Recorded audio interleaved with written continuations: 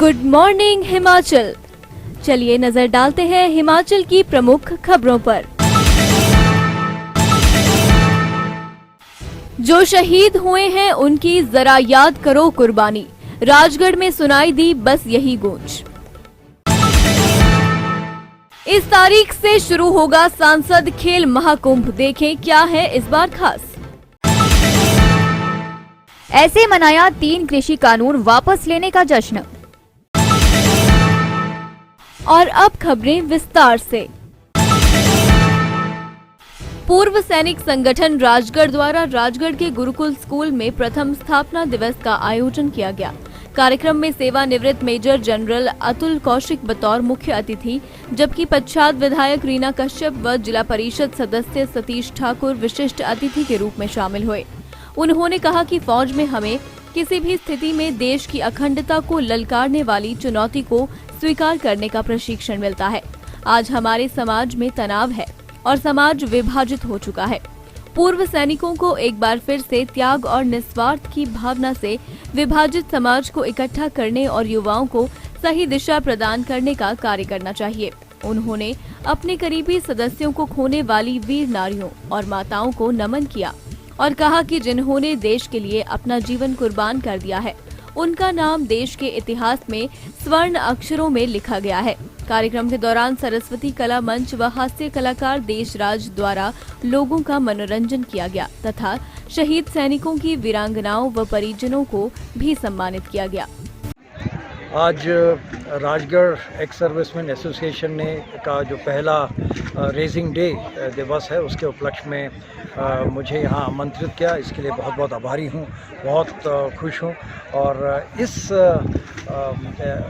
राजगढ़ के इस बड़े अच्छे मैदान में जो कार्यक्रम, बड़ा अच्छा कार्यक्रम आयोजित किया, इसमें मुझे मौका मिला कि दूर दराज इलाके से जो हमारे भूतपूर्व सैनिक आए, उनके परिवार आए, उन सब का हाल जानना और उनसे पहचान करना। तो बहुत ही सही कार्यक्रम।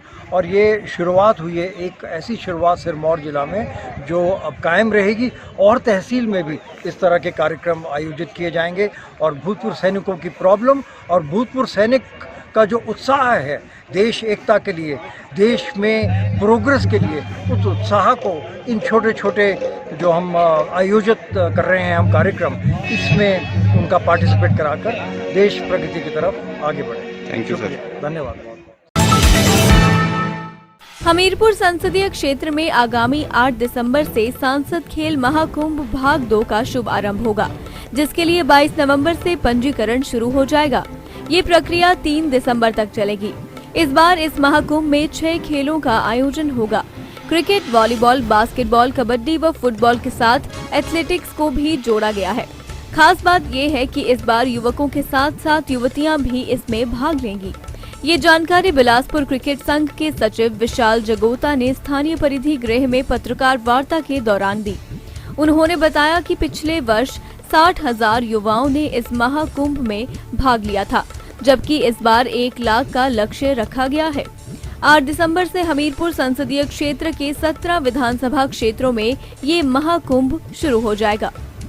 सांसद खेल महाकुंभ का 2nd एडिशन इस बार भी जैसे पिछली बार हुआ था, वैसे भी इस बार 2nd एडिशन शुरू हो रहा है, जिसका रजिस्ट्रेशन प्रोसेस 22 नवंबर से यानी सोमवार से शुरू होगा और जो कि 3 दिसंबर तक चलेगा।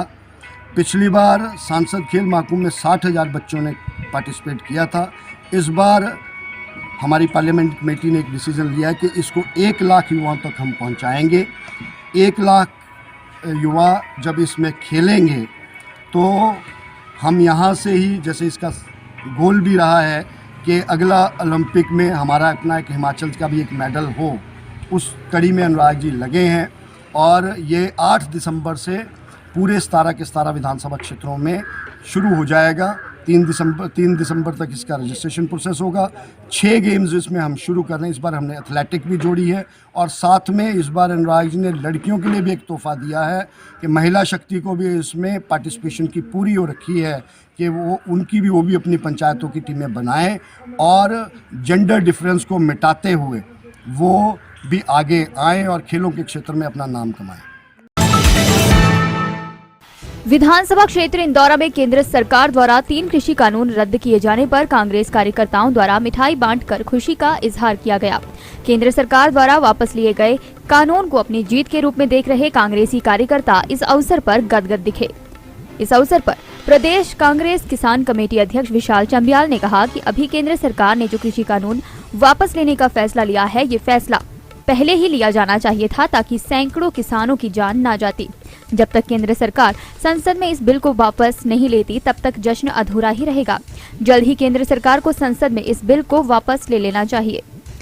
आज सबसे पहले मैं गुरुपूर्व की सबको मुबारकबाद देता हूँ, हिमाचल प्रदेश और पूरे देश के लोगों को। और दूसरा, आज जो हमारे कृषि कानून 3 जो हैं, उनके बारे में हमारे माननीय प्रधानमंत्री श्री मोदी जी ने जो आज ऐलान किया है, जहां माफ़ी मांगी है किसानों से, मैं तो ये समझता हूं कि वो एक माफ़ी ही है आज। तो अच्छी बात है किसानों के लिए, लेकिन ये जब तक ये हमारे लोकसभा में इसे पास नहीं कर सकते या कर दें, तब तक जो वह किसान को संतुष्टि नहीं मिलेगी, किसान तब तक नहीं मानेगा। और ये एक अच्छा कदम है, और ये कदम बहुत पहले ले लेना चाहिए था हमारे माननीय श्री नरेंद्र मोदी जी को, क्योंकि अगर ये कदम उन्होंने पहले लिया होता, उन्हें मुझे लगता है कि जो सैकड़ों किसान जिन्होंने शहादतें दी हैं, उसकी ज़रूरत नहीं पड़ती। और ये